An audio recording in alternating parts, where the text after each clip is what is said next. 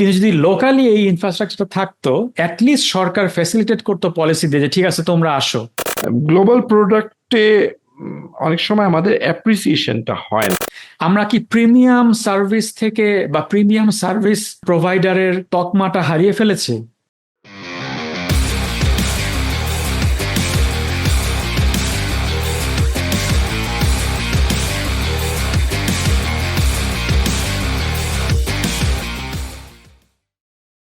আস্থা আইটির নিজস্ব podcast the স্প্রিন্টের নতুন সিজনের প্রথম পর্বে আপনাদের সবাইকে স্বাগতম। সঞ্চালক হিসাবে আছি আমি হাসনাইন রিজভী রহমান। আমাদের আজকের আলোচনার বিষয় টেক ইন্ডাস্ট্রির অতীত, বর্তমান এবং ভবিষ্যতের গ্যাপ অ্যানালাইসিস। আমাদের আজকের অতিথি বাংলাদেশের তথ্য প্রযুক্তি ইন্ডাস্ট্রির একজন দিকপাল, অনেক পুরানো ও খ্যাতিমান সফটওয়্যার কোম্পানি কাত সফটওয়্যারের কর্ণধার জনাব ওয়াহিদ চৌধুরী। চৌধুরী সাহেব, আপনি কেমন আছেন? বেশ ভালো আছি। আপনি কেমন আছেন? আমি আপনি করেই আলহামদুলিল্লাহ। বললাম তোমাকে।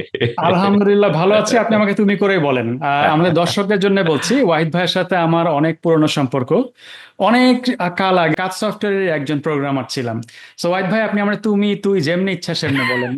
আচ্ছা, আমার মনে হয় আপনি বলতে খুব কষ্ট হবে হয়তো আমার, এনিওয়ে। আচ্ছা ওয়াহিদ ভাই, একটা প্রশ্ন যেটা আমি শিওর আপনি অনেকজনের কাছ থেকে পেয়েছেন এবং শুনেছেন, সেটা হচ্ছে কাজ সফটওয়্যারের নাম কাজ সফটওয়্যার কেন? ও, এটা খুব খুব মুখস্থ উত্তর আছে আমার, কারণ এটা সত্যি ঘটনা এবং অসংখ্যবার উত্তরটা দিছি। সেটা হচ্ছে যে আমরা নাম খুঁজে পাচ্ছিলাম না। আমরা প্রথমে যখন একটা ছোট প্রজেক্ট থেকে একটা কোম্পানি ফর্ম করার প্রয়োজনীয়তাটা দেখা দিল, তখন নাম খুঁজে পাচ্ছিলাম না। তখন কেউ একজন, আম, সম্ভবত আমি, আম, বলছিলাম যে আমরা কি করি, আমরা তো কাজ করি, তাহলে কেন কাজ সফটওয়্যার হবে না। হ্যাঁ, তো সেভাবে আসলো। চমৎকার চমৎকার, এবং আমি অ্যাপ্রিসিয়েট করি যে আপনি একটা বাংলা নাম দিয়েছেন। এটা আসলে খুব রেয়ার, বাংলাদেশে অনেক অনেক সফটওয়্যার কোম্পানি, বাট বাংলা নাম আলা সফটওয়্যার কোম্পানি খুবই কম। হ্যাঁ, এবং আমরা ওই জন্য ওই একই থিমে ডোমেনটা হচ্ছে কাজ.com.bd। Really early adopters of the .bd, এবং এটার জন্য অনেক কষ্ট পোহাতে হয়েছে। ব্যাক ইন 2005 আই থিঙ্ক আমরা এই ডোমেনটা কিনছি। সো বাট এগেইন ওই একই থিমে বাংলা এবং বাংলাদেশ ওই কনটেক্সটটা রাখতে চাচ্ছিলাম। ফ্যান্টাস্টিক। তো ওয়াহিদ ভাই, আপনি তো অনেক দিন ইন্ডাস্ট্রিতে কাটিয়ে ফেললেন অ্যাজ এন এন্টারপ্রেনার, প্রায় 20 বছরের মতো হবে। তো আজকের আসলে আমরা ইন্ডাস্ট্রি নিয়ে কথা বলবো, এন্টারপ্রেনারশিপ নিয়ে কথা বলবো, ওভারঅল বাংলাদেশের টেক পরিস্থিতি বা প্রযুক্তির সিচুয়েশনটা কি এটা নিয়ে কথা বলবো। তো অনেক লেম কোয়েশ্চেন হবে, মজার কোয়েশ্চেন হবে। শুরুতে আমি একটা হাইপোথেটিক্যাল মজার কোয়েশ্চেন করি, যে বাংলাদেশি টেক ইন্ডাস্ট্রি যদি একটা সুপার হিরো হতো, হ্যাঁ, তাহলে এই সুপার হিরোর পাওয়ার কি হতো বলে আপনি মনে করেন? আম, আমি আমি বলবো যে আমাদের পাওয়ারটা হচ্ছে খুব আনইউজুয়াল একটা উত্তর হবে আই থিঙ্ক। Sure please. এটা হচ্ছে আমরা বাঙালি এবং বাংলাদেশি। আমাদের আমাদের মধ্যে একটা হৃদ্যতা কাজ করে সব সময়, অ্যান্ড আইভ অলওয়েজ রিয়েলাইজ যে আমাদের যে এই এমপ্যাথিটা, এটা সফটওয়্যারের জন্য খুব ভালো।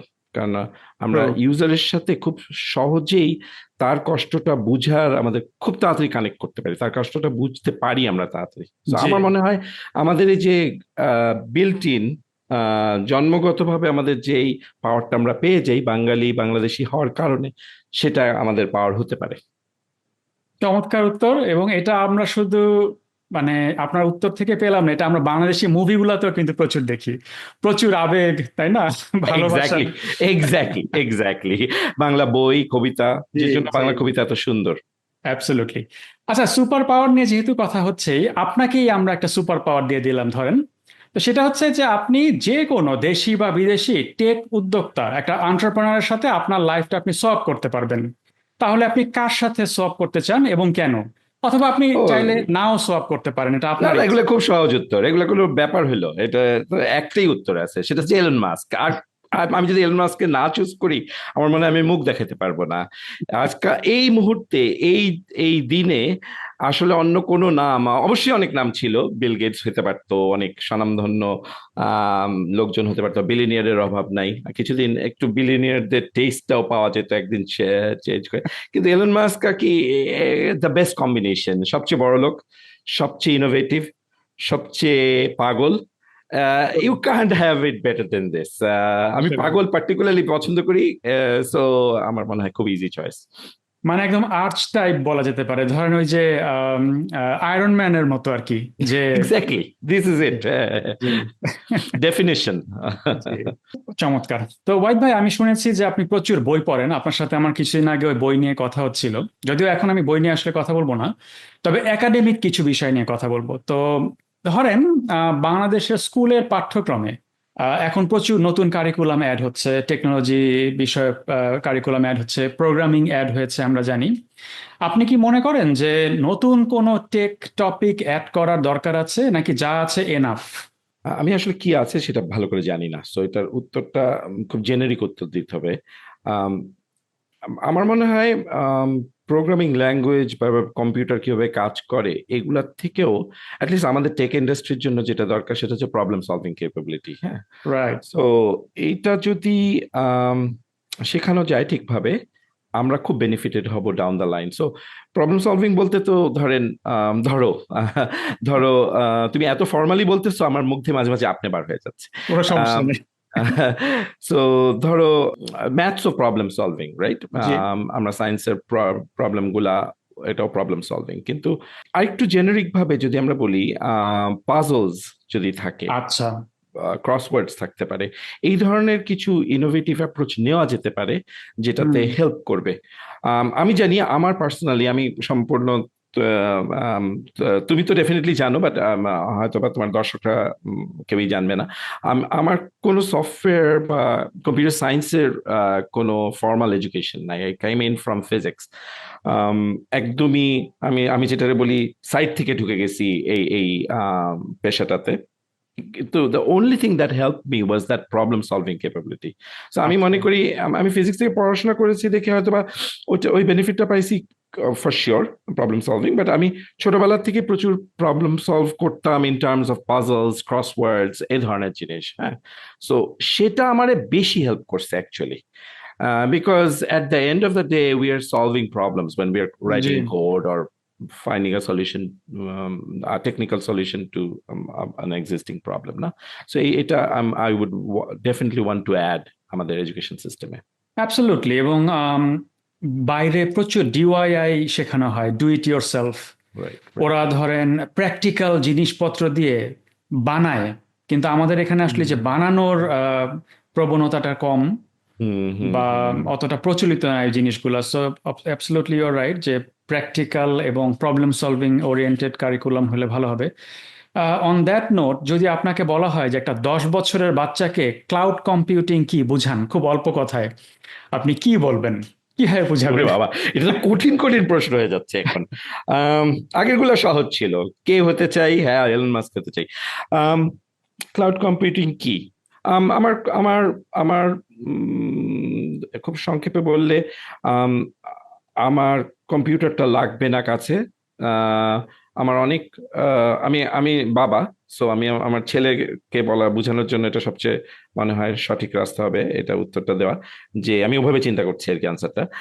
বাবা, উম, আহ, তুমি যে ল্যাপটপটা চাচ্ছ ওটা টু এক্সপেন্সিভ, কিন্তু আমি তোমাকে তোমার বাজেট বা আমার বাজেটে যে ল্যাপটপটা দিতে পারি সেটা দিয়েও তুমি অনেক পাওয়ারফুল জিনিস করতে পারবে তুমি যেগুলো চাচ্ছ। কিভাবে? আসলে তোমার এইখানে কাজটা করা লাগবে না, তুমি ইন্টারনেটে অন্য একটা অনেক পাওয়ারফুল কম্পিউটার থেকে বাহ, সময় এবং প্রয়োজন অনুযায়ী তুমি তোমার অ্যাপ্লিকেশন গুলা, গেম গুলা রান করতে পারবে। এভাবে বললে বোধহয় বাচ্চারা বুঝবে বেটার। চমৎকার। অ্যাবসলিউটলি, খুবই সুন্দর বলেছেন। থ্যাংক ইউ ওয়াহিদ ভাই। এখন আমরা একটু মানে সিরিয়াস আমাদের ডোমেইনের কোয়েশ্চেনে চলে যাব আসলে। আম, তো অতীত নিয়ে একটা প্রশ্ন। তো বাংলাদেশের সফটওয়্যার ইন্ডাস্ট্রি বা টেক ইন্ডাস্ট্রি কিন্তু আসলে আউটসোর্সিং দিয়ে মূলত শুরু। বিদেশি কোম্পানিগুলো বাংলাদেশে আউটসোর্স করা শুরু করে সেই 90s থেকে, এবং সেইটার পরিক্রমায় অ্যাসোসিয়েটেড আরো অনেক ইন্ডাস্ট্রি গড়ে উঠে, নিজস্ব প্রোডাক্ট ইন্ডাস্ট্রিও গড়ে উঠেছে। তবে আমি মনে করি যে আউটসোর্সিং ইন্ডাস্ট্রি স্টিল ডমিনেটিং, মানে মেজরিটি কোম্পানি তাই। আপনার কোম্পানি, আমার কোম্পানি আসলে স্টিল আউটসোর্সিং মডেলেই কাজ করে। জি। তো আমি আসলে জানতে চাই যে এটার মানে এটা কি আসলে ভালো, মানে আমরা কি আসলে আউটসোর্সিং মডেলে আটকে গেছি? এবং এটার কারণটা কি? এটার কারণ কি এটা সহজ টাকা, ইজি বিজনেস, নাকি আসলে বাংলাদেশ এখনো অরিজিনাল টেক প্রোডাক্ট তৈরির জায়গায় যেতে পারেনি? এটা আপনার কি মনে হয়? হুম উম, সহজ উত্তর না, কিন্তু মানে কিছু জি, ইনপুট মানে দিতে পারবো। আপনি আপনার স্পিক ইউর মাইন্ড। হ্যাঁ, সো আমরা যখন শুরু করছি 2004-এ, তুমি যখন ছিলা ফর এক্সাম্পল, জি। তখনকার কনটেক্সট আর এখনকার কনটেক্সট আলাদা। সো তখন যদি আমাকে কেউ প্রশ্নটা জিজ্ঞেস করতো, আমি উত্তরটা বেশ সহজে দিতে পারতাম যে this is the only option for us. Outsourcing হচ্ছে, আমাদের শ্রমের দাম কম, বিদেশে শ্রমের দাম বেশি। সো আমরা এই ডিফারেন্সিয়ালটা ব্যবহার করে একটা সুন্দর ব্যবসা হতে পারে। হ্যাঁ, এবং প্রোডাক্ট না কেন, কারণ ইনাফ রিসোর্সেস তখন ছিল না মার্কেটে, জি। ইনাফ স্কিল সেট বা এক্সপোজার ছিল না। এখন যেমন ইন্টারনেটের কল্যাণে আম, অনেক, ইন্টারনেট, শুধু ইন্টারনেট বলা উচিত হবে না কারণ তখন ইন্টারনেট ছিল, বাট ওভারঅল সার্ভিসেস গুলার কল্যাণে, ইউটিউব হতে পারে, হুম। ফেসবুক হতে পারে, মানুষের এক্সপোজার অনেক বেশি, ফ্রিল্যান্সিং অনেক ইজি। সো এখনকার কনটেক্সটটাতে আমরা দেখছি যে রিসোর্সেস আসলে অনেক বেশি অ্যাভেলেবল, অনেক বেশি ওয়াইড, অনেক বড় পরিসরে তারা কাজ করে। ঠিক আছে, সো এখনকার ক্ষেত্রে উত্তরটা প্রবাবলি ওটা না। তখন হুম। অবশ্যই outsourcing was the easy way out. এটাই probably the only way to do it, কারণ আমাদের মূলধন কম ছিল, রিসোর্স কম হুম। ছিল। একটা প্রোডাক্ট বানাতে গেলে আমার যে স্কিল, যে শুধু যে প্রোগ্রামিং স্কিল তা কিন্তু না, ম্যানেজমেন্ট স্কিল, মার্কেটিং স্কিল, বিশ্বে ডিজিটাল প্রোডাক্ট কিভাবে লঞ্চ করতে হয়, এই ধরনের স্কিলের সামগ্রিকভাবেই খুবই কম ছিল 2004-এ ইন বাংলাদেশ। বাট 2024-এ that's not true anymore. So এটার উত্তরটা তাহলে 2024-এ আমি বলবো, এখন যদি আউটসোর্সিং কোম্পানি কেউ ফর্ম করে, তার আসলে ভুল হচ্ছে। আচ্ছা। মেবি এটা একটা রাস্তা, মেবি এটা একটা সহজ রাস্তা টু গেট সাম ফান্ডিং। আমার এই মুহূর্তে টাকা নেই, অথচ আমার এভরি ডে ক্যাশ ফ্লো লাগে আমার একটা টিমকে জি। মেনটেন করতে গেলে। হ্যাঁ, ঠিক আছে, সেটা হতেই পারে। হ্যাঁ, any source of income is income, and you are creating hmm. Jobs. হ্যাঁ, সো সেই সেই হিসাবে outsourcing is a very noble একটা business. I think I've always felt that we are creating jobs and we are creating skills. So ওভাবে চিন্তা করলে it's okay, but it should not be the only goal.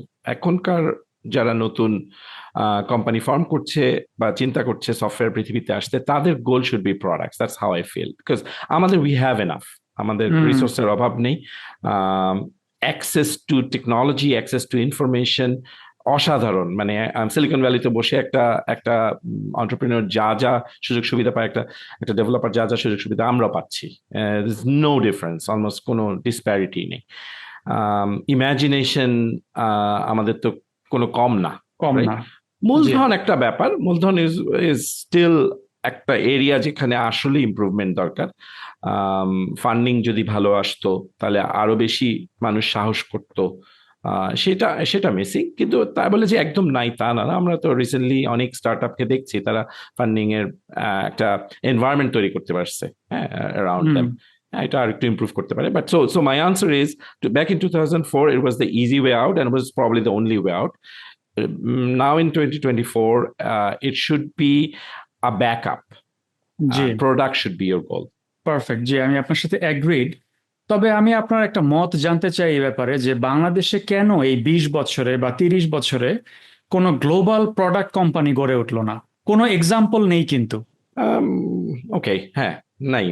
আমি একটু চিন্তা করছিলাম, good stories আছে। হ্যাঁ, গ্লোবাল জি। কোম্পানি বলতে গেলে একটু একটুই হয়, কিন্তু আমাদের প্রোডাক্ট বাইরে বিক্রি হচ্ছে না এরকম কিন্তু নাই। আমরা কয়েকটা এক্সাম্পল আমরা চিন্তা করতে পারি এখনই। হ্যাঁ, কিন্তু মানে ম্যাসিভ নাই। হ্যাঁ, জি। এমন একটা প্রোডাক্ট আমি ইমিডিয়েটলি যে নামটা মনে পড়তেছে, ইন্ডিয়াতে জোহো। অ্যাবসলিউটলি, ইটস আমি ইটস আ এটাই ভাবছিলাম। গ্লোবাল প্রোডাক্ট, গ্লোবাল জি। প্রোডাক্ট। আমরা যখন প্রথম দিকে যখন ইউজ করছি, একটা ভাঙা চোরা ইউআই, জি। মানে the way we would have probably built it in আমাদের স্টুডেন্ট লাইফে, সেরকম একটা কিছু। কিন্তু এই প্রোডাক্ট দিয়ে এটা এখন anywhere in the world you go, Zoho নামটা নামে চেনে এরকম অবস্থা হয়ে গেছে। এবং আপনি হয়তো জেনে থাকবেন যে এটা কিন্তু সেলফ ফান্ডেড, অর্গানিক্যালি গ্রো হওয়া ওয়াও, একটা ওয়াও, আমি বিলিয়ন ডলার জানতাম না, এটা আমি কোম্পানি। জানতাম জি, না। হ্যাঁ। মানে ওরা ওয়াও। ফান্ড রেজ করেছে অনেক পরে, বাট একটা সার্টেন স্টেজে যাওয়ার পর। এখন যেরকম স্টার্ট আপ ফাউন্ডাররা শুরুতেই ফান্ড রেজ করে, তখন তো আসলে সেরকম ছিল না। সেরকম ছিল না ইন্ডিয়াতে, হ্যাঁ। তো Zoho is a very good example. আবার ধরেন যে বেলজিয়ান কোম্পানি, যে জিরা অ্যাটলাসিয়ান, হুম। তারপরে এরকম অনেক অনেক এক্সাম্পল আছে যেগুলো আমরা চিনি, জানি, যেটা আমেরিকান না। আমরা তো অনেকে মনে করি রাইট। যে বড় বড় প্রোডাক্ট গুলো সব আমেরিকান, আসলে তা না, অনেক প্রোডাক্ট হুম। আসলে বাইরের। হুম। তো বাংলাদেশে 20 বছরে গড়ে ওঠেনি, বাট আপনি কি মনে করছেন যে নেক্সট 10 বছরে আমরা কি এরকম কিছু প্রোডাক্ট কোম্পানি পাবো যেটা গ্লোবালি রিনাউন? আমার তো ইচ্ছা করছে উত্তরটা দিতে হ্যাঁ, কিন্তু আমার মন বলতেছে পারবো না, কারণ এটা আমাদের ফেলিওর। হ্যাঁ, at the end of the day আমরা যারা সফটওয়্যার প্রতিষ্ঠান রান করি, আমাদের ফেলিওর। আমরা ইনাফ একটা পরিবেশ তৈরি করতে পারি নাই যেখানে ট্যালেন্টেড ইন্ডিভিজুয়ালস যারা ওই প্রোডাক্টগুলো তৈরি করতে পারবে, আম, তারা থেকে যাবে দেশে, তারা প্রতিষ্ঠান আচ্ছা। তৈরি করবে, এবং তারা আহ, তাদের সেই প্রতিষ্ঠানে ওই প্রোডাক্টটা তৈরি করবে। আমরা দেশ এবং আমাদের কোম্পানিতে গুলাতেও এমন একটা পরিবেশ তৈরি করতে পারছি যেখানে হ্যাঁ, শর্ট টার্ম গেইন হয়। আমি কিছুদিন চাকরি করলাম, হ্যাঁ, সফটওয়্যার স্যালারিজ হায়ার দেন দেশের অন্যান্য অনেক অনেক কিছুর থেকেই। সো এটা শর্ট টার্ম গেইন হয়, but it's always short term.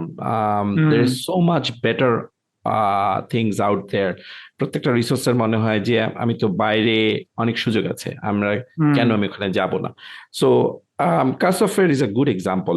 Rizvi, তুমি, আমি নাম বলতেছি না, বাট ইউ নো জি, কাসফওয়্যারের অ্যালামনাইরা they are all over the place. তারা একদম। বিদেশে যে এন্টারপ্রেনিয়রশিপ করে হিউজ স্টার্ট আপস করেছে, বড় বড় কোম্পানিতে মাইক্রোসফটের কাজ ছিল, করে। এডাব্লিউএস এর ছিল। মাইক্রোসফটের, জি। You name all of them, Microsoft, AWS, Facebook, LinkedIn, জি। এবং তারা সিনিয়র ম্যানেজার্স নাও, রাইট? এরা যদি দেশে থাকতো, I am sure, I am 100% sure, এরা প্রত্যেকে ইন্ডিভিজুয়ালি এক একটা ম্যাসিভ প্রোডাক্ট তৈরি করতে পারতো। সো আমার মনে হয় ফেলিওরটা আসলে আমি সবসময় নিজের কাছে নেই। We have failed as a generation, we have failed.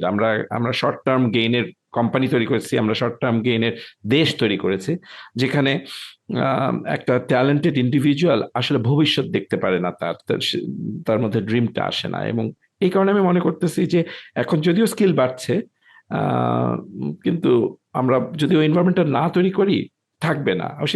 শুধু দেশপ্রেম বলে আসলে হুম। কিছু জোহো নেই। বানানো যায় না। Absolutely. You need to provide the environment, the the infrastructure. সেখানে জি, আমরা ফেল। জিনিসটা ট্রানজ্যাকশনাল হতে হবে আসলে। অ্যাবসলুটলি, জি। Absolutely, absolutely. আমি এই সাপেক্ষে একটা তথ্য দিতে পারি। আমি কিছুদিন আগে একটু রিসার্চ করছিলাম যে বাংলাদেশের total annual software export revenue কত। তো আগের যে সরকার, তারা তো অনেক এই বিষয়ে কথা বলেছে যে 5 বিলিয়ন, 10 বিলিয়ন, কিন্তু রিয়েলিটি আসলে খুবই কম। রিয়েলিটি হচ্ছে 1.5 বিলিয়নও না, এটা 1.2 বিলিয়ন। দ্যাটস ওকে, ঠিক আছে। That's okay. কিন্তু আমি যখন একটু রিসার্চটা ভিতরে ঢুকলাম এবং দেখলাম যে আচ্ছা পাকিস্তানের কত, ইন্ডিয়াটা বাদই দিলাম, ইন্ডিয়া তো 1 নাম্বার, হুম। পাকিস্তানের হচ্ছে 3.2 বিলিয়ন।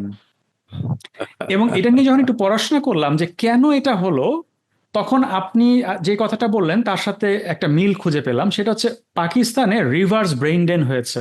যেই ট্যালেন্টেড পিপল গুলা পাকিস্তান ছেড়ে গিয়েছিল, তারা অনেকে আবার পাকিস্তানে ব্যাক করেছে। ও তাই? আচ্ছা, খুব ইন্টারেস্টিং। এবং পাকিস্তানের যে বড় বড় কোম্পানিগুলো আছে, ইভেন পাকিস্তানে 5,000 সফটওয়্যার প্রোগ্রামারের কোম্পানিও আছে। ওয়াও। বাংলাদেশে 1,000-এরও নাই বলে আমার ধারণা। এক্স্যাক্টলি। হুম। তো এটা একটা কারণ। সো আপনি আসলে এক অর্থে ঠিক বলেছেন যে ট্যালেন্ট গুলা রিটেইন করতে ব্যর্থ হয়েছি আমরা, এবং ট্যালেন্ট গুলাকে যদি আমরা ফিরায় নিয়ে আসতে না পারি, স্পেশালি লিডারশিপ পজিশনে, হুম। তাহলে খুব অবশ্যই। দ্রুত চেঞ্জ হবে সিচুয়েশন। আদারওয়াইজ আমাদেরকে আবার যদি গড়ে তুলতে হয়, it will take a lot of time. তাই এক্স্যাক্টলি। না? And that leadership point is very very true. খুব র ট্যালেন্ট হতে পারে, কিন্তু লিডারশিপ রোলে যারা থাকে তারা আসলে ডাইরেকশনস দিতে পারে দেশে, এবং দেশের পলিসিতে, এবং কোম্পানির ভবিষ্যৎ কোন কোন দিকে যাবে সেগুলাতেও। সেটা তো জি। অবশ্যই মিসিং, অবশ্যই মিসিং। অ্যাবসলিউটলি। তাহলে আম, বাংলাদেশের টেক ইন্ডাস্ট্রির আসলে আইডেন্টিটি কি, বা আমি যদি একটু ঘুরিয়ে প্রশ্নটা করি, বাংলাদেশের টেক আইডেন্টিটিটা কি? বাংলাদেশে কি আদৌ কোনো টেক আইডেন্টিটি আছে? বলে আমরা যদি আমার একদম মানে উত্তরটা আমি জানি না, কিন্তু উত্তরটা যদি এরকম বলো যে আম, আমরা অ্যাটলিস্ট যদি একটা উত্তর চুজ করতে হয়, outsourcing will be the safe আচ্ছা। উত্তর। এখনো আমার ধারণা যদি টোটাল ওয়ার্কফোর্সকে দেখো, আমার কোনো ডাটা নাই, বাট আমি প্রিটি শিওর দেখবা মেজরিটি আসলে আউটসোর্সিং প্রতিষ্ঠানগুলোতে কাজ করে, আমার তোমার এরকম কোম্পানিগুলোতেই কাজ করে। হ্যাঁ। সো হুম। আইডেন্টিটি যদি জাস্ট নাম্বারস দিয়ে হয়, তাহলে আমরা আসলে কি করি, আমরা মূলত অন্যের সফটওয়্যার বানাই, এরকম জি। একটা উত্তরই, অর্থাৎ outsourcing, which is very very good, which is ইন্ডিয়ার ইন্ডিয়ার ক্ষেত্রেও প্রবাবলি আনসারটা ওইটাই। হ্যাঁ। হুম। সো ইন্ডিয়াও ইটস রিয়েলি একটা আউটসোর্সিং আইডেন্টিটি নিয়েই আছে, which is fine. The only gap we find is that, যে আমাদের ইনোভেটিভ প্রোডাক্টের হচ্ছে না, এটা এটা জি। একটা গ্যাপটা, বাট আর আউটসোর্সিং জি। Identity is a good identity for sure. Absolutely. তো ওয়াহিদ ভাই, এখন তো নতুন একটা প্রযুক্তির জয় জয়কার হচ্ছে, সেটা হচ্ছে এআই। হুম হুম। এবং এআই নিয়ে প্রচুর কথা হচ্ছে, ডিবেট হচ্ছে, ভয় হচ্ছে যে এআই কি মেট্রিক্সের মতো বা টার্মিনেটরের মতো সারা পৃথিবী দখল করে নেবে নাকি, বা আমাদের চাকরি খেয়ে দিবে নাকি। এরকম অনেক কথাবার্তা হচ্ছে, ফিলোসফিক্যাল ডিবেট হচ্ছে। তো বাংলাদেশ কি এআই এর জন্য রেডি, নাকি আসলে এইটা একটা মানে হাইপ ফর আস, মানে আমরা কি ওই পর্যায়ে গিয়েছি যে আসলে আমরা ইম্প্যাক্টেড হব, নাকি এখনো it's too early for Bangladesh? Too early তো অবশ্যই না। হ্যাঁ, তুমি আচ্ছা। তোমার একটা কোশ্চেনের মধ্যে অনেক অনেক জিনিস ছিল।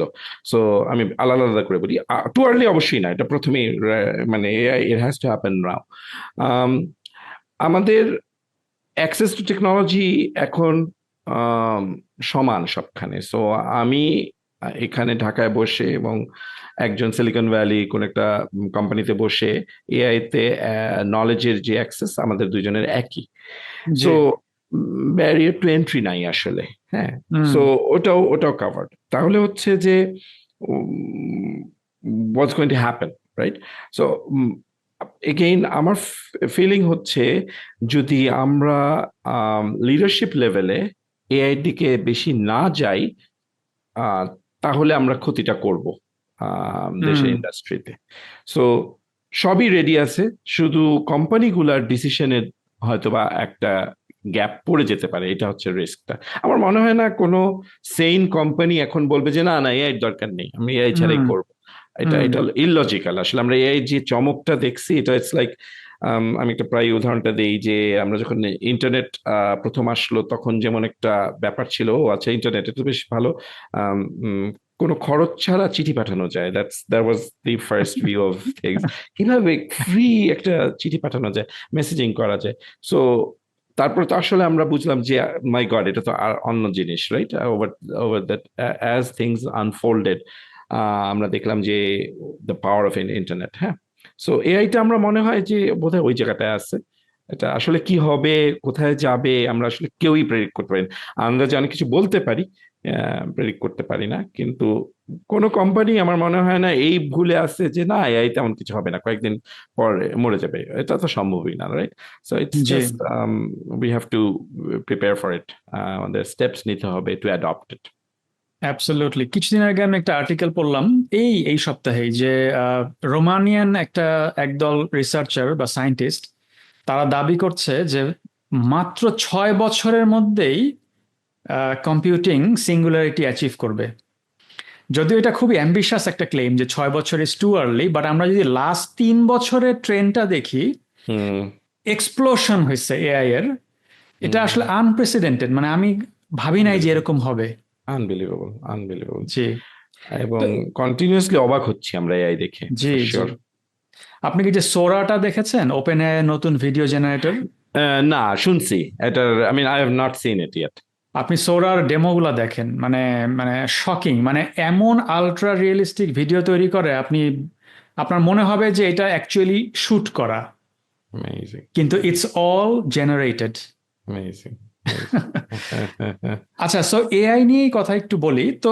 এই বাংলাদেশের এআই সামর্থ্য বৃদ্ধিতে বা আমরা যাতে আরেকটু ইম্প্যাক্ট ফেলতে পারি বা ব্যবসাগুলা ধরতে পারি, রাইট টাইমে ট্রেনটাতে যাতে চড়তে পারি, এখানে সরকারের একটা ভূমিকা থাকবে বলে আপনি মনে করেন না?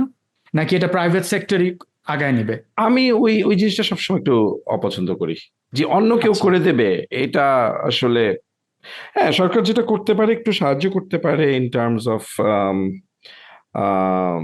Creating the environment or making resources available, কিন্তু অ্যাট দ্য এন্ড এটা আসলে আমাদের কোম্পানিগুলোর হাতেই। হুম। আম, হ্যাঁ, সরকার হয়তো বা ট্রেনিং অ্যারেঞ্জ করে দিতে পারে, এ ধরনের জিনিস হতে পারে, কিন্তু আহ, অনেক কিছু করেও আমরা যদি কিছু না করি কিছু হবে না।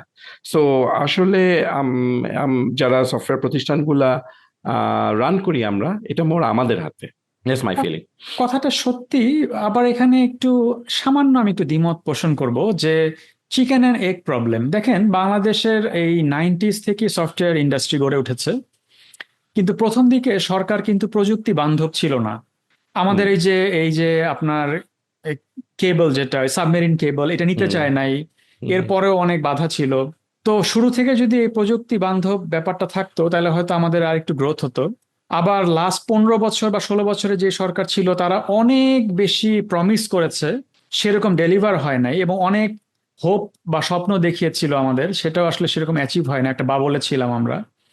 কিন্তু যদি রিয়েলি ইম্প্যাক্টফুল উদ্যোগ নিতে হয়, ধরেন আমি হাইপোথেটিক্যালি বলছি, ধরেন আমি হচ্ছি সরকারের পলিসি মেকার বা আমি ডিসিশন মেকার, আমি যদি বাংলাদেশে একটা জিপিইউ বেসড ডেটা সেন্টার বা ক্লাউড ইনফ্রাস্ট্রাকচার গড়ে তুলতাম, কারণ এআই রিসার্চে কিন্তু জিপিইউ লাগবে এবং জিপিইউ ইজ ভেরি এক্সপেন্সিভ। হুম, আপনি তো জানেন যে ধরেন আমি যদি এডাব্লিউএস এর জিপিইউ ইউজ করে একটা এআই রান করি, মাসে বিল আসবে $10,000। হুম, হুম। কিন্তু যদি লোকালি এই ইনফ্রাস্ট্রাকচারটা থাকতো, অ্যাটলিস্ট সরকার ফ্যাসিলিটেট করতো পলিসি দিয়ে যে ঠিক আছে তোমরা আসো। না, ঠিক তো আছে, তোমার কথাটা এই ঠিক আছে। জিনিসগুলো তো সরকারেরই করতে হবে। না, তোমার কথাটা ঠিক আছে, কিন্তু মানে আমার কথাটা প্রবাবলি হতাশার থেকে। আচ্ছা। এতবার আমি আমার আমার মাথায় টাকস, আমার খুব অ্যাপ্রোপ্রিয়েট ওয়ার্ডিং হচ্ছে ন্যাড়া মাল্টিপল টাইম বেলতলায় গেলে যায় না, মাল্টিপল হ্যাঁ, টাইম ধরা বিপদে খায়। পড়ে। সো সাধারণত যায় না। সো এতবার হতাশার মুখোমুখি হয়েছি যে আম, আমার ফিলিংটা হচ্ছে যে your on your own on that. হ্যাঁ, ডেফিনেটলি। হুম। সো লার্জ ইনফ্রাস্ট্রাকচারাল সাপোর্ট আসলে সরকারই দিতে পারে, এটা আর কেউ দিতে পারে না। সো জি। জিপিইউ তো তুমি আরো অনেক অ্যাডভান্স কথা বলে ফেলছো, আমরা জিপিইউ তে যাওয়ার আগেও আর অনেক কিছুতেই অনেক কিছু আমাদের করার সাপোর্ট আছে। দিতে পারে, রাইট? হুম। সিম্পল জিনিস দিতে পারে যে বুয়েটে AI researcher, right. Top AI রিসার্চারদের হায়ার করে নিয়ে আসবে বুয়েটে, ঠিক আছে? বুয়েট এবং আমাদের টেকনিক্যাল ইউনিভার্সিটি গুলাতে, সো দ্যাট আমাদের যে স্টুডেন্ট গুলা বার হবে they are already taught by the best people. Best. অনেক কম খরচে করা যাবে, কিন্তু হ্যাঁ, অনেক হুম। কম খরচে করা যাবে। সো এরকম তো অনেক কিছু বলা যায়, বাট ওই হতাশার কারণেই মেবি ওয়ার্ডিংটা হচ্ছে না, ইউর অন ইউর ওন, নিজেরা যদি করতে পারি করতে পারবো। আপনার এই আইডিয়াটা খুবই চমৎকার। আমি জানি না কেন এটা এতদিন করে নাই বা কারো মানে মাথায় আসেনি, বা আসলেও কেন করে নাই, এটা একটা আমার প্রশ্ন থাকলো। যে আসলেই তো আমরা তো ভিজিটিং ফ্যাকাল্টি নিয়ে আসতেই পারি, আমরা ডাবল এক্স্যাক্টলি। বেতন দিয়ে ট্রিপল বেতন দিয়ে নিয়ে আসতে একটা পারি। সরকার তো আসলে যে কোনো ইউনিভার্সিটির স্যালারি ম্যাচ করতে পারে, ইট ডাজন্ট ম্যাটার। অ্যাবসলিউটলি। এমআইটির অ্যামেজিং যে স্যালারি গুলা সেগুলো ম্যাচ করে, মানে বাংলাদেশের মতো 100%। সরকারের জন্য কোনো ব্যাপারই না। I don't no, MIT top একটা স্যালারি দেখছিলাম 3 মিলিয়ন দেয় ওরা। 3 মিলিয়ন আ ইয়ার আমাদের সরকার দিতেই পারে। জি। যদি একটা দেশের এরকম লং টার্ম ইনভেস্টমেন্টের জন্য করা লাগে, ওয়াই নট, রাইট? জি। এবং এটার একটা রিপল ইফেক্ট তৈরি হবে, একটা সুন্দর চেইন রিয়াকশন তৈরি হবে, যেটা আসলে ভালো হবে দেশের জন্য। না, আমি সরকারের প্রসঙ্গটা কেন আনলাম, যে recently Vietnam $10 billion microchip packaging industry গড়ে তুলেছে। সো আপনি জানেন হয়তো যে মাইক্রোচিপ তৈরি করতে তিনটা ধাপ হয়। একটা ফার্স্ট ডিজাইন, ওটাকে ফ্যাবলেস বলে, দেন ফ্যাব্রিকেশন, যেটা মাত্র তিনটা কোম্পানি করে, টিএসএমসি দুনিয়ার সবগুলা করে। লাস্ট হচ্ছে যে প্যাকেজিং, যেটা ন্যানো লেভেলের চিপগুলো ওই যে সিরামিক ইয়ের মধ্যে বসানো হয়, আচ্ছা, সেমিকন্ডাক্টরের মধ্যে, ইয়েগুলোতে, আচ্ছা, ওই যে আচ্ছা। হুম, বোর্ডটাতে। হুম, এইটা কিন্তু একটা বিশাল ইন্ডাস্ট্রি। এইটা এখন ইন্ডিয়া তো অনেক আগে থেকেই করতো, এখন এটা মালয়েশিয়া, ভিয়েতনাম করতেছে। এবং ভিয়েতনাম তো বাংলাদেশের মতোই গরিব দেশ। তো এইটা কেন ওরা করতে পারলো, কারণ ওই অ্যাম্বিশনটা সরকার নিছে যে আমরা এটা করব। হুম তখন কিন্তু এন্টারপ্রেনাররা আসবে, হুম তাই না? সো হ্যাঁ, এটা আসলে সময় বলবে যে আসলে কোন দিকে বাংলাদেশের পলিসি গুলো যাবে, আসলে এটা সরকারের রোলটা কিভাবে আমরা ভবিষ্যতে দেখবো। আম, আমি আবার একটু আউটসোর্সিং এ ব্যাক করি, কারণ সেটাই আসলে আপনার আমার ডোমেইন।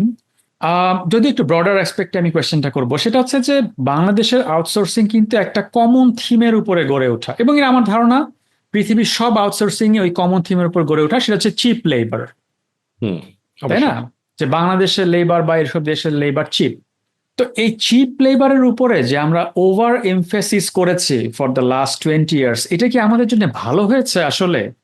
আমরা কি প্রিমিয়াম সার্ভিস থেকে বা প্রিমিয়াম সার্ভিস প্রোভাইডারের তকমাটা হারিয়ে ফেলেছি? Your probably right. আমি কখনো এভাবে চিন্তা করি নাই, বাট ইউর প্রবাবলি রাইট। আমরা এত বেশি আম, নিজেদের সেল করছি যে discounted price, hmm. Price is our big big thing, যে দ্যাটস প্রবাবলি আওয়ার লেবেল। আমরা যে ধরনের কাস্টমার ইন জেনারেল পাই, they are here because they heard যে বাংলাদেশে একটু সস্তায় জি। ডেভেলপমেন্ট হয়। That's the main rational. যদি একটা প্রিমিয়াম লেভেলের হতে পারতো, তাহলে এই জিনিসটা আসলে ডেফিনেটলি ডেফিনেটলি অন্যরকম একটা লেবেলিং হতে পারতো। সো আই ওয়ান্ডার, মানে জাস্ট তোমার কোশ্চেনের উপর একটু অ্যাড করি। আই ওয়ান্ডার, যেমন ধরো ইন্ডিয়াতে they obviously have that premium labeling, কিন্তু ওরাও কিন্তু চিপ দিয়ে ঢুকছে মার্কেটে, রাইট? জি। So I wonder how they did it. Maybe ওদের সাইজ এত বড়, ওদের কোয়ালিটি এত ভালো যে they hmm. had enough examples both ways.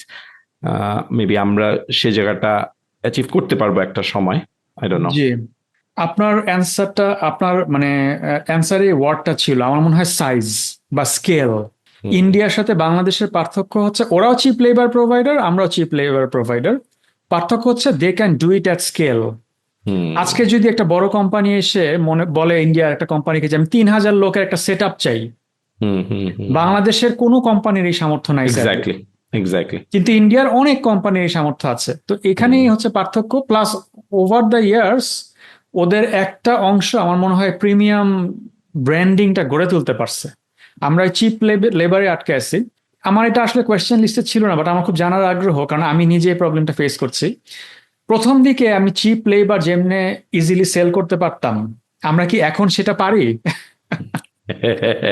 Absolutely না, অ্যাবসলিউটলি না। হ্যাঁ, বিকজ আমাদের আমাদের কস্ট অফ লিভিং অনেক বেড়ে গেছে, জি। রাইট? আমাদের আমাদের we are not a cheap country anymore, সত্যি কথা বলতে। Right, right. হ্যাঁ, সো এই স্যাডলি আমাদের the only pony we have in the show is cheap, cheap, সস্তা, এইসব এইসব word, but it's not sustainable. Definitely we've correct. Moved on, right? So এখন আমাদের প্রিমিয়াম লেভেলিং এ যাইতে হবে, পার্টিকুলারলি এআই ওয়ার্ল্ডে। হুম। আসলে চিপ লেবার কোনো ভ্যালু অ্যাড করবে না। সো আইল গিভ ইউ এন এক্সাম্পল। আমারই একটা ক্লায়েন্ট, সে বলতেছিল যে they are being approached by American companies which are much more expensive than Bangladeshi companies, but আচ্ছা। they're saying they will deliver at a much faster rate because of the AI augmented programmers, and that's what they're advertising, যে right, দাম বেশি কিন্তু আমরা তো তাড়াতাড়ি দেবো। So তোমার রাইট। বাংলাদেশে একটা মানুষকে অর্ধেক, 1/4 হয়তো বা তুমি হায়ার করতে পারছো, কিন্তু যেটা করতে 8 মাস লাগে, আমাদের এখানে তুমি 4 গুণ দামে একজনকে দিয়ে 1 মাসে করতে পারো। তাহলে তোমার হুম। আসলে 4 মাসের টাকা সেভ হচ্ছে। ট্রু। হ্যাঁ, তো এই পয়েন্টটা it drives home a fear, and যেটা we need to be fearful about that, যে আমরা যদি আমাদের স্কেলটাকে অগমেন্ট করতে পারি with AI powered tools, whatever, just generic ভাবে AI বলি, তাহলে মেবি আমরা একবারে প্রিমিয়ামও হতে পারবো, ওই প্রিমিয়াম ফিলটা আনতে পারবো, প্লাস এই মার্কেটে আমরা টিকে থাকতে পারবো অন দ্যাট চিপ থিং, যে pricing thing, right? So very well said. Something to think. আসলে এটা খুব চিন্তার ব্যাপার। আমি মানে ইট গট মি থিঙ্কিং যে আমরা সব সময় টাকা বাঁচানোর পিছনে ছুটি ক্লায়েন্টের, কিন্তু টাইম বাঁচানোও কিন্তু একটা বড় ভ্যালু। Exactly, exactly. যে fascinating, thank you so much. তো আপনি কি মনে করেন যে বাংলাদেশের লাস্ট 10 বা 20 বছরের সবচেয়ে বড় মিসড অপরচুনিটি কি ছিল? আমরা কি করতে পারতাম যেটা করি নাই, যার ফলে আমরা পিছায় গেছি? অনেক কয়টা, আমার মনে হয় অনেক কয়টাই হতে পারতো। ইমিডিয়েট যেগুলো মনে হচ্ছে, যেমন আমরা শুরুর দিকে যখন, সো আম টকিং 2004, হ্যাঁ, যখন সোশ্যাল মিডিয়া কনসেপ্টগুলো, ফেসবুক আসলো, মাই স্পেস ছিল, ফেসবুক আসলো, গুগলের অর্কুট মনে হয় ছিল, ওই সময়টা আমাদের একটা সুযোগ ছিল। Hmm. We miss that train.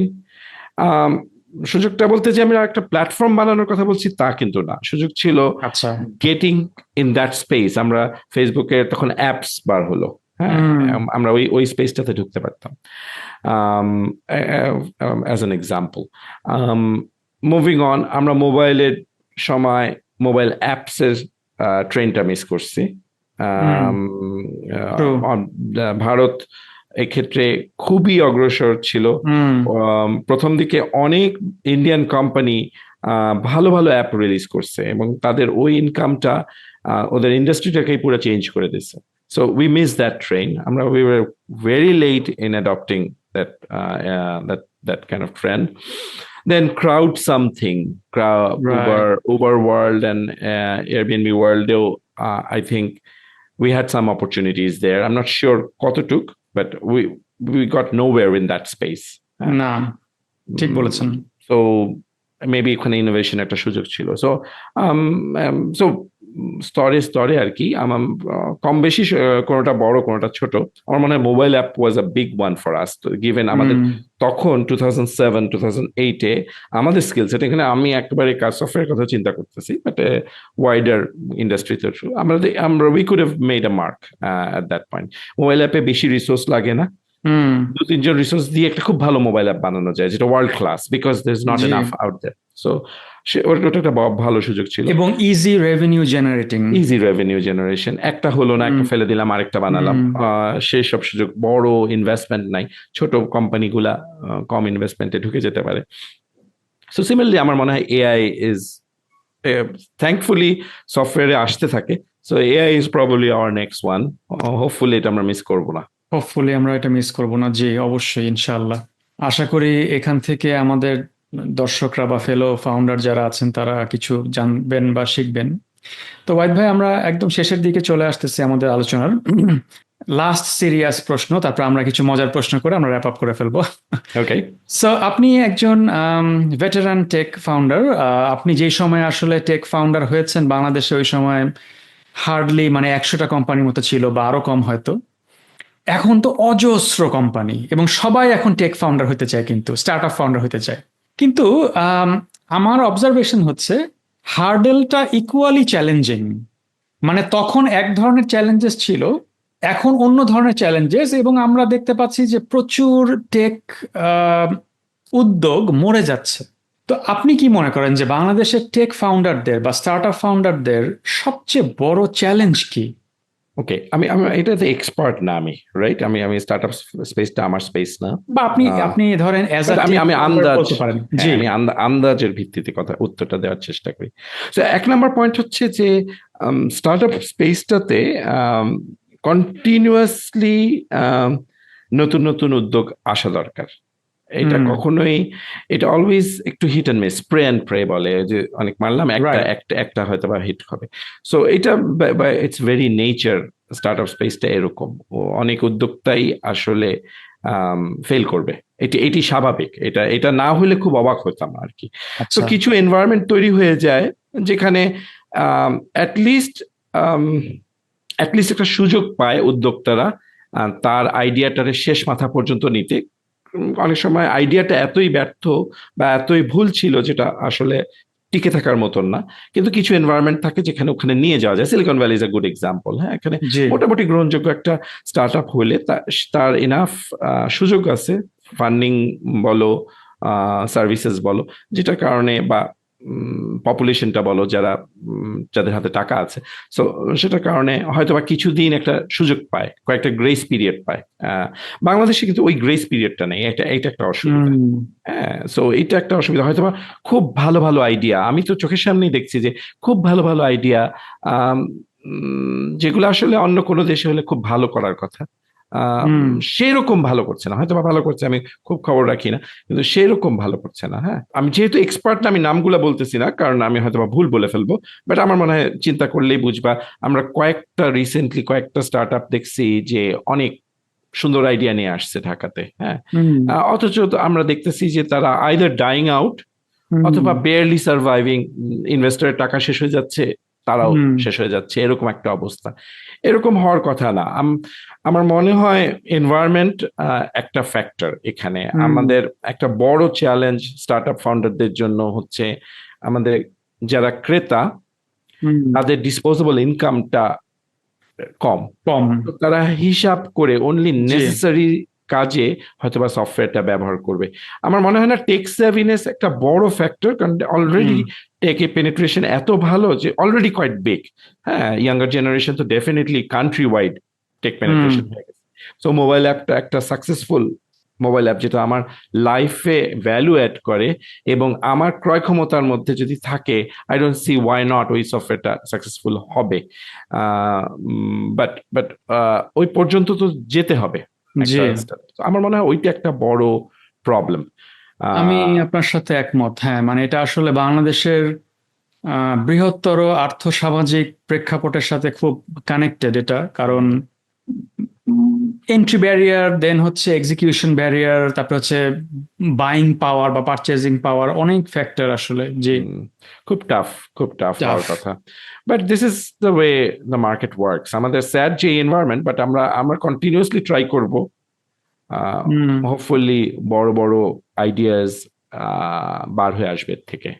জি, আমি এখানে একটা জিনিস অ্যাড করবো আপনার সাথে। আমার মনে হয় যে আমাদের টেক কোম্পানিগুলার মার্কেট, যদি বাংলাদেশ চিন্তা করি, তাহলে it's a very small market compare to the global market. Hmm, হ্যাঁ, বাংলাদেশের অবশ্যই। পপুলেশন অনেক বেশি, সো অনেক পসিবল কাস্টমার্স আছে, এটা তো বুঝতেই পারছি আমরা। কিন্তু আমাদের গোল হতে হবে, আমি মনে করি যে হোল ওয়ার্ল্ড। হুম, আমি একটা অবশ্যই। সফটওয়্যার বানাইছি বাংলাদেশের মার্কেটের জন্য, এরকম চিন্তা ভাবনা থেকে বের হয়ে আমাদের মাথায় থাকতে হবে, আমার মনে হয়, যে এই সফটওয়্যারটা কেমনে আমি এখন নেক্সটে নেপালে বেচবো, নেক্সটে ভুটানে বেচবো। সুন্দর, সুন্দর। যেটা আসলে অনেক ফাউন্ডাররা হয়তো অত দূর চিন্তা করে না, কারণ শুরুতেই ওই যে ধরা খেয়ে যায়, ঘা খেয়ে যায়। হুম, চ্যালেঞ্জেস গুলো যখন আসে, বোম্বার্ডমেন্ট গুলো যখন আসে, তো আপনি ফেস করছেন, আমি ফেস করছি, তখন আসলে ওই যে সার্ভাইভালটা মুখ্য হয়ে যায় আসলে। Hmm, hmm, day to day cash flow, that's জি, always the day to day killer. Cash flow এটা, আমাদের তবে আতঙ্কে এখানে দিন। আমার আমার একটা ছোট রিজার্ভেশন আছে।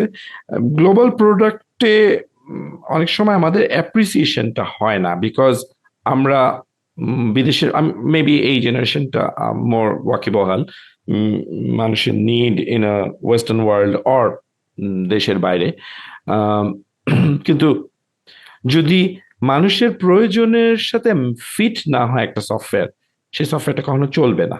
সো হুম আমি ঢাকায় বসে হয়তোবা যদি আমার এক্সপোজার না থাকে, আমি অনেক সময় গ্লোবাল মার্কেটের জন্য সফটওয়্যার কল্পনা করতে পারবো না। হ্যাঁ, ট্রু। এটা একটা বিপদ। আমার ফিলিংটা হচ্ছে যে আমরা যেটা বুঝি সেখানে যদি একটা পেইন পয়েন্ট পাই, যেটা আমি খুব ভালো করে বুঝি, সেটার যদি একটা পেন পয়েন্ট পাই, সেটার সমাধান যদি আমরা বার করতে পারি, ভালো সফটওয়্যার তৈরি হবে। সেটারে আমরা তারপরে আমরা বিদেশে ওই পেন পয়েন্টটা কি আমাদের দেশের বাইরে আছে নাকি সেটা দেখতে পারলে একটা বেটার স্ট্র্যাটেজি হবে, রাদার দেন সেইং ও ভেরি নাইস। লন্ডনে মনে হয় বাস খুঁজে পার করাটা কঠিন, but I don't no, I've only been to London for small trip না। সো ওটা একটু বোঝাটা কঠিন, মানুষের সাইকোলজিটা বোঝা কঠিন, আর আর্থ সামাজিক চিন্তাটা কঠিন।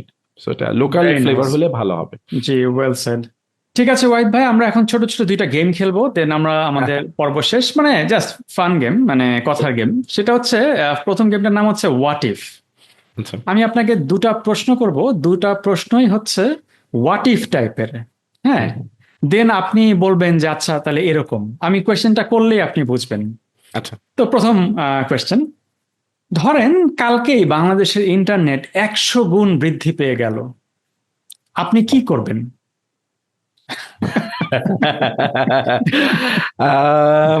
100 গুণ অলরেডি স্পিড যথেষ্ট ভালো। 100 গুণ বেড়ে গেলে আমি আহ, বিভিন্ন পাইরেসি সাইটে যে মুভি নামাবো maybe. I don't know large content নামাবো, I guess that's the only thing I can think of. আচ্ছা, সিমিলার একটা তাহলে প্রশ্ন করি। সিমিলার মানে এরকম এই যে মানে মানে অনেক পেলে কি হয় সেটার।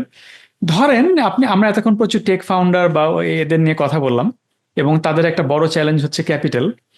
কালকেই যদি জাদুর বলে সব বাংলাদেশি টেক ফাউন্ডারদের আনলিমিটেড ক্যাপিটাল চলে আসে, ওহ, অসাধারণ অসাধারণ। এটা কি ভালো হবে নাকি এটার একটা অন্য সমস্যা দেখা দিবে? এটা কি মনে করেন আপনি? বলে আমি আমি বলতে পারি আমার ডেফিনেটলি একটা বিরাট সমস্যা দেখা দেবে। আমি ভাবলাম আনলিমিটেড আছে, so আমি একটু রিল্যাক্স করতে পারি। সো মেবি রিল্যাক্সেশনটা একটু বেশি হয়ে যাবে, ইনোভেশন কম হবে। আমার মনে হয় খিদা একটা বড় ব্যাপার।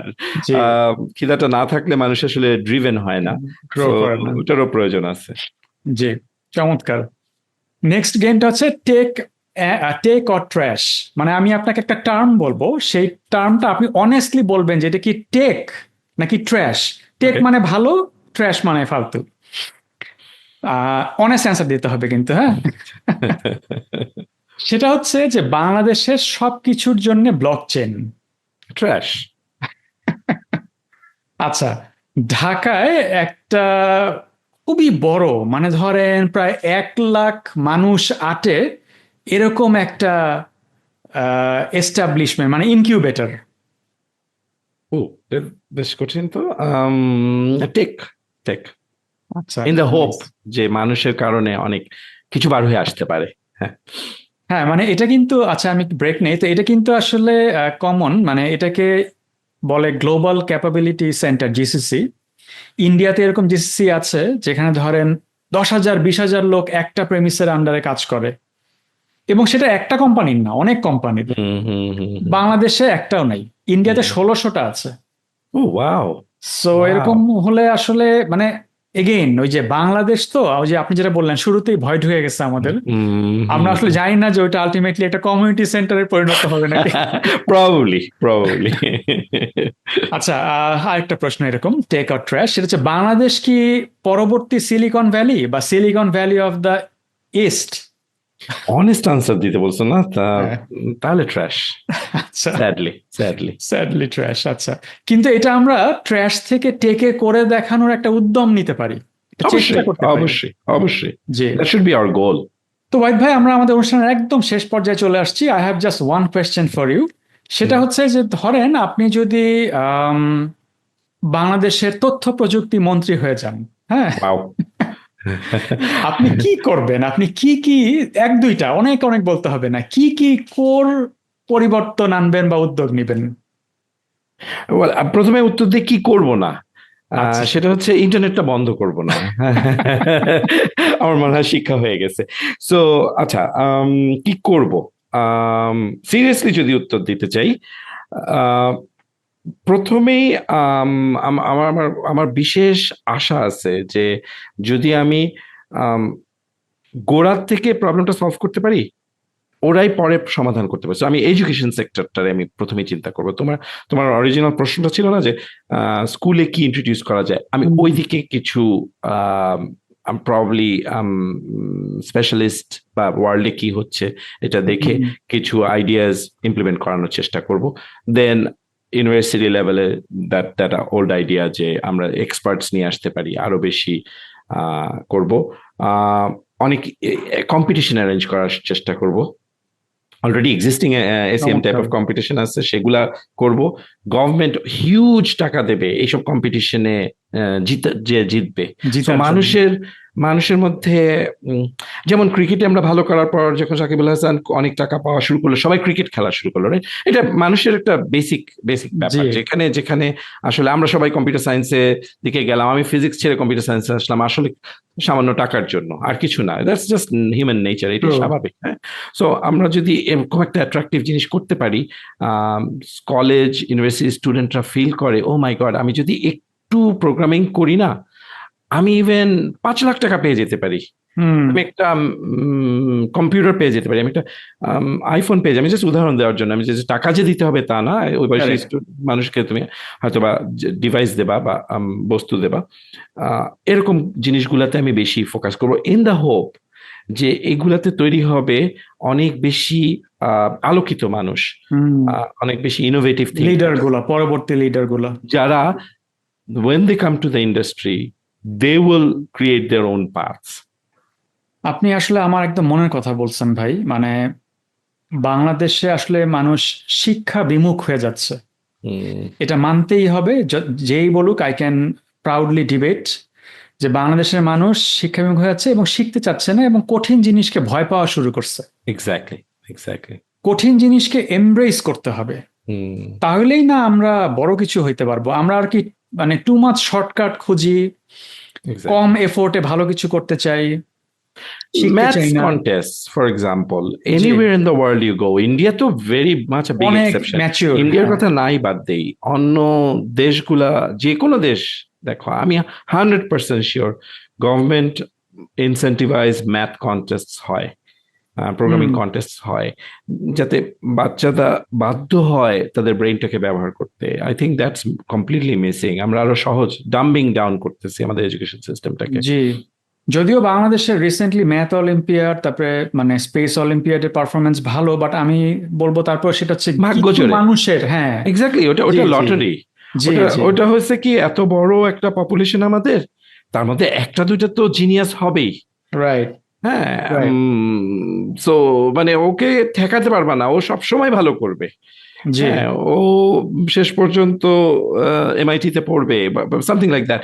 এটা হবেই। বাংলাদেশে বাংলাদেশি স্টুডেন্টস ইন এমআইটি, এটা যদি তুমি ইউটিউবে সার্চ দাও, দেখবা গ্রামের স্কুল থেকে ও এমআইটি তে চলে গেছে। ওইটা কারেক্ট। ওইটা হচ্ছে এক্সেপশনাল সিনারিও, রাইট? ওটা হবেই, হুম। ওটা গড গিফটেড। কিন্তু হ্যাঁ, তুমি আসলে চাও এরকম একটা সিস্টেম যাতে আরো মানুষ যারা গড গিফটেড না, কিন্তু আমরা স্কিলটা শিখে যেতে পারি। জি। হুম, হুম।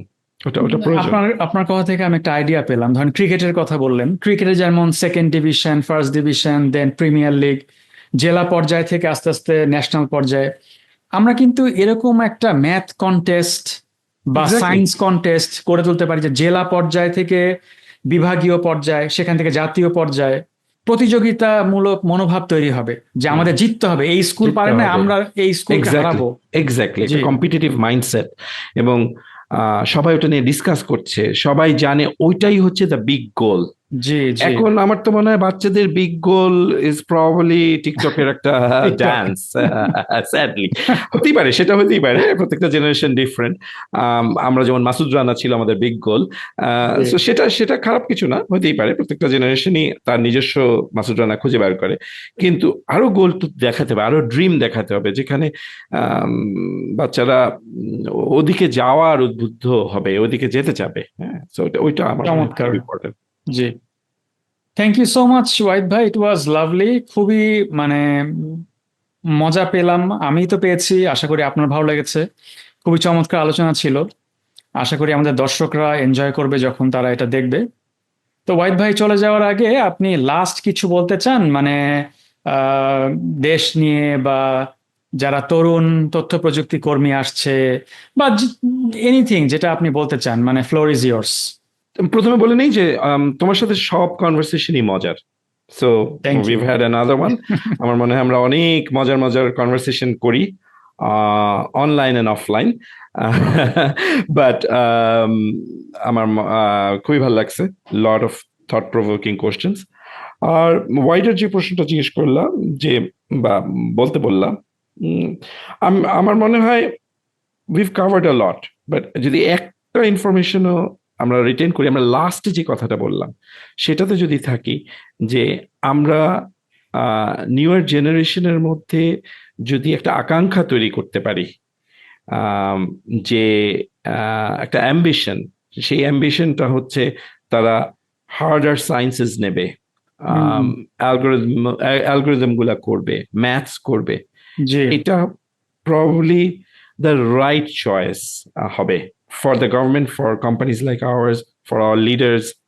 অ্যান্ড তরুণ প্রজন্মের কথা বলছো, তরুণ প্রজন্ম যদি আমার কথা শোনে এবং কোনো মূল্য দেয়, তাহলে আমি একই কথা বলবো। একটু কষ্ট হবে, কিন্তু ওই কষ্ট করে ম্যাথসটা করা বা প্রোগ্রামিং চ্যালেঞ্জটা সলভ করা ইমেন্স অপরচুনিটি ওপেন করে দেয়, লাইফের ট্র্যাজেক্টরি চেঞ্জ করে দেয় হুম। সম্পূর্ণ। আম, আজকে যদি তুমি একটা ম্যাথস প্রবলেম সলভ করো বা করা শেখো, সেটার কারণে 10 বছর পরে তোমার লাইফের যে জায়গাটায় পৌঁছাবা সেটা কমপ্লিটলি ডিফারেন্ট দেন আজকে ওয়াও, যদি তুমি বলো যে না আমি প্রবলেমটা সলভ করবো না, এটা এটা আমি মুখস্থ করে পার করে দেবো। হিউজ হিউজ চমৎকার, ডিফারেন্স ইন দ্য চমৎকার। Quality of your life. Thank you so much for your invaluable feedback, Wahid ভাই। এরই মাধ্যমে শেষ হয়ে গেল আমাদের আজকের এপিসোড ওয়াহিদ চৌধুরী ভাইয়ের সাথে। দর্শক মণ্ডলী, আপনারা ভালো থাকবেন, সুস্থ থাকবেন। দেখা হবে আরেকটা এপিসোডে, পরবর্তী পর্বে। আল্লাহ হাফেজ।